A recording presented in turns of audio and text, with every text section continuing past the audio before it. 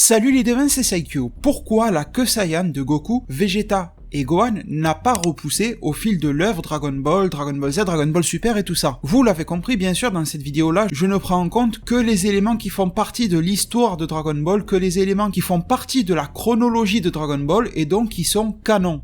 Je ne parlerai bien sûr pas dans cette vidéo-là ni de Dragon Ball GT, ni des films Dragon Ball Z que l'on a pu avoir. Alors les devins, je fais cette vidéo-là directement à la suite de ma vidéo d'hier. D'ailleurs, si vous l'avez raté, un lien s'affiche en haut à droite de la vidéo. C'est la vidéo que vous voyez apparaître sous vos yeux à l'écran. Le lien est aussi en description et sera en top commentaire épinglé. Je sais que les notifications ont bugué, vous êtes peut-être passé à côté. Cette vidéo-là s'appelait « Pourquoi Broly n'a pas de queue dans le film Dragon Ball Super Broly ?» Et j'ai expliqué à ma manière un petit peu les raisons du pourquoi du comment. Je vous laisse aller découvrir tout ça dans la vidéo.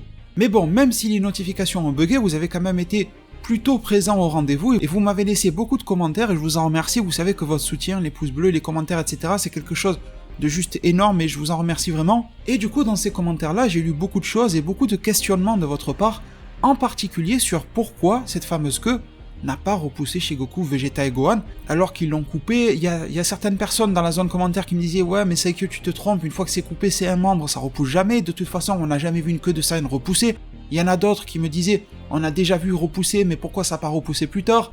J'ai vu absolument tout type de commentaires hier dans vos réponses, et du coup je me dis que si personne n'a la même version et n'a pas la même compréhension des faits, c'est qu'il est temps et qu'il est l'heure alors pour moi de vous présenter les informations et tout ce que l'on sait à ce sujet-là.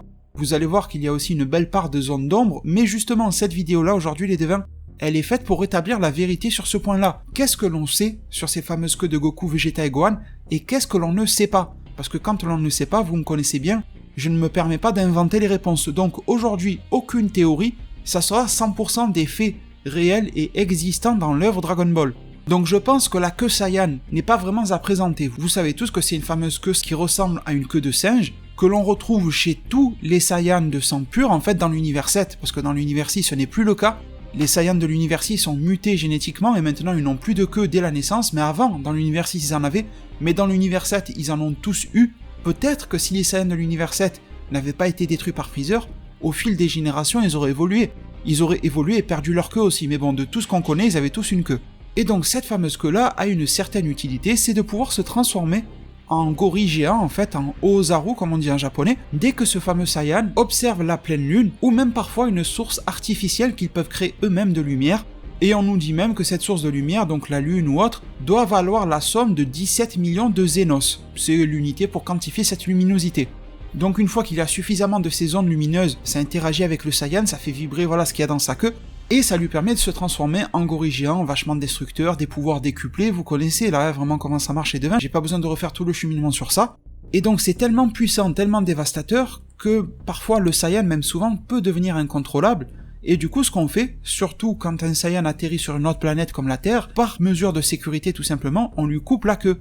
D'ailleurs au passage, pour les Saiyans qui ne s'entraînent pas, la queue est aussi une source de faiblesse, parce que si tu l'attrapes et que tu la serres, ça va vider de ses forces le Saiyan, tandis que s'il est entraîné à la manier, bon ben il y aura plus aucun souci, il pourra même s'en servir pour frapper un petit peu avec.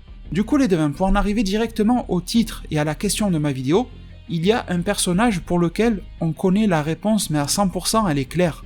C'est le personnage de Son Goku, le héros de l'œuvre. Avec lui je peux vous expliquer clairement comment fonctionne la queue d'un Saiyan. Vous allez voir que pour Vegeta et Gohan, c'est vraiment une toute autre histoire.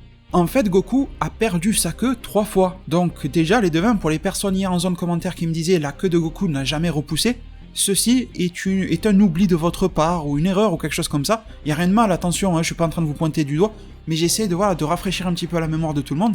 De base, déjà, Goku avait une queue, et forcément, cela a mené à une transformation, et la première fois où on a vu que sa queue être coupée, c'est quand Plume en français ou Puer en japonais, le petit animal bizarre là qui accompagne Yamcha, il s'est transformé en ciseau énorme, et ils ont pu couper la queue du Ozaru de Goku. Ensuite, la queue de Goku va repousser dans le 21e Tenkaichi Budokai, donc le 21e tournoi des arts martiaux, contre le personnage, alors je sais pas si on prononce Giran ou Jiran, G-I-R-A-N, vous savez l'espèce de dinosaure là. Et les devins, d'après un guidebook de Dragon Ball, le Daizenshu, eh bien qu'est-ce qu'on nous dit dedans? On nous dit que la queue des Saiyans a tendance à repousser dès qu'ils sont en danger.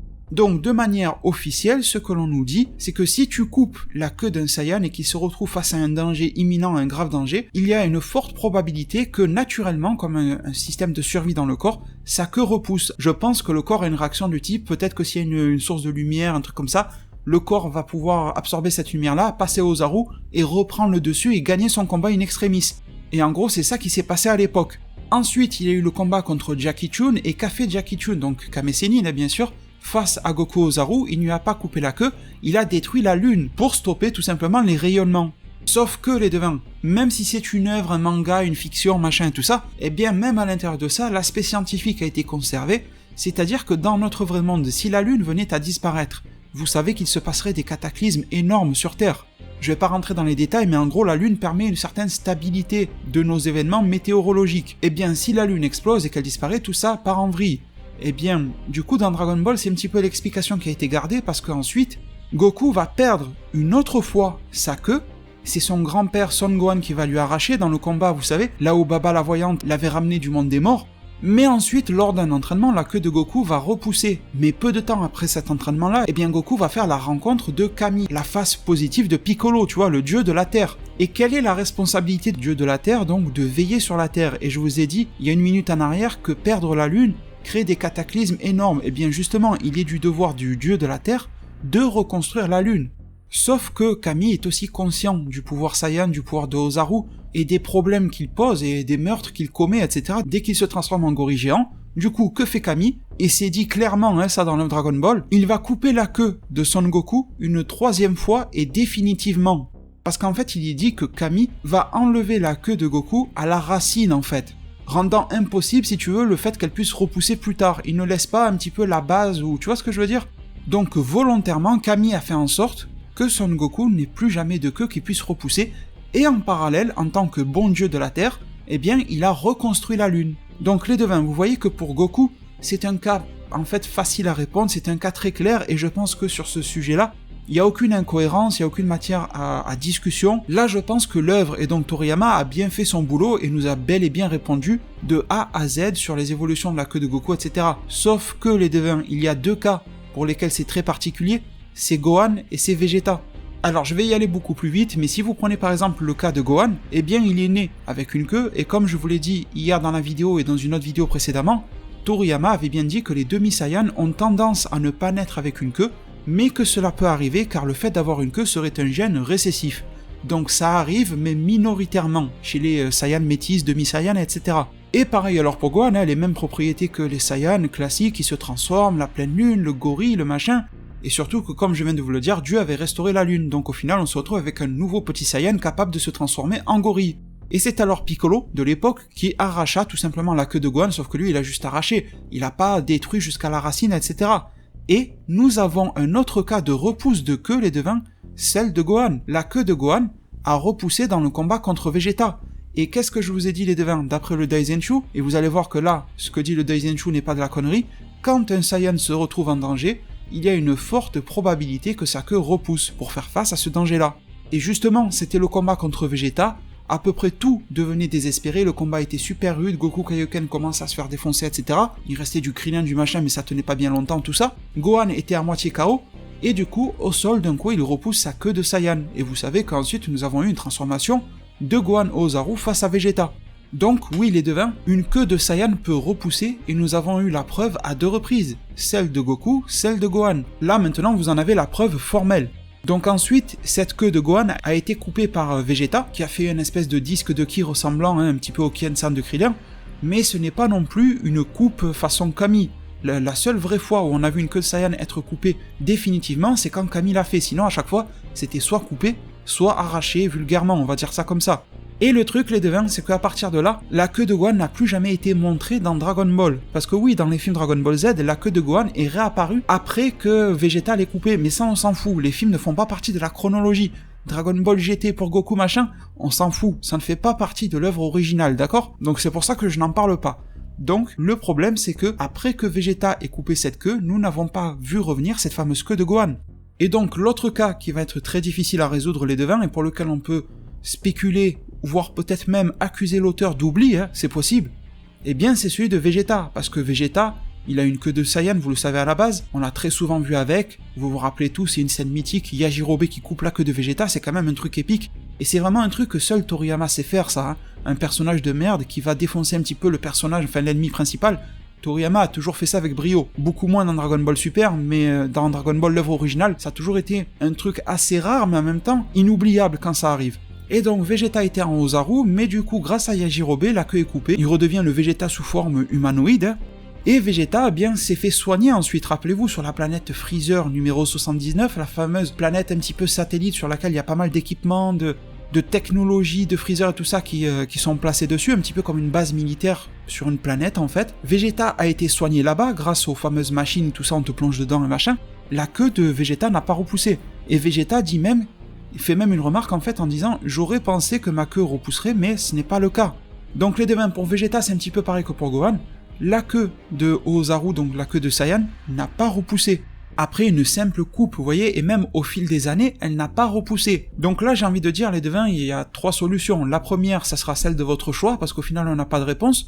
La deuxième, ça peut être un oubli de l'auteur, mais attendez, s'il vous plaît, écoutez-moi. Comment peut-on dire que c'est un oubli de l'auteur, alors que dans l'œuvre elle-même, Vegeta remarque que sa queue n'a pas repoussé. Donc je ne parlerai pas forcément d'oubli de l'auteur, mais peut-être plus de facilité scénaristique ou de facilité de dessin, dans le sens où l'auteur veut faire en sorte que les queues ne repoussent plus pour peut-être ne plus avoir à les dessiner. Ou alors, troisième cas, mais là c'est vraiment une justification en mousse que je vous donne les devins, même moi je vous la donne mais j'y crois pas, c'est tout simplement que comme Toriyama l'a dit récemment dans le Saikyo Jump du 1er décembre 2017 en interview, c'était, vous savez, quand il a parlé de Yamoshi, quand il a parlé des cellules S et tout ça, eh bien Toriyama a dit que l'atmosphère terrienne était beaucoup plus clémente et beaucoup plus vivable et meilleure en fait que celle de la planète Vegeta. Donc les devins, vu que les Saiyans métis ont tendance à naître sans queue, ça veut dire que l'ADN terrienne fait en sorte que ça modifie l'ADN Saiyan et que la queue disparaisse. Est-ce que le fait de rester dans l'atmosphère terrienne fait en sorte que la queue d'un Saiyan a tendance à ne pas repousser? Ce n'est pas une affirmation, les devins, c'est juste une petite question que je lance comme ça, qui pourrait être intéressante et difficile en fait de savoir. Les devins, nous en arrivons donc à la fin de cette vidéo-là. Je remercie énormément toutes les personnes qui seront restées jusqu'à la fin de cette vidéo-là. C'est quelque chose qui me va droit au cœur. Merci énormément pour tout votre soutien. Prenez tous super bien soin de votre futur. Et à plus pour de prochains arts divinatoires.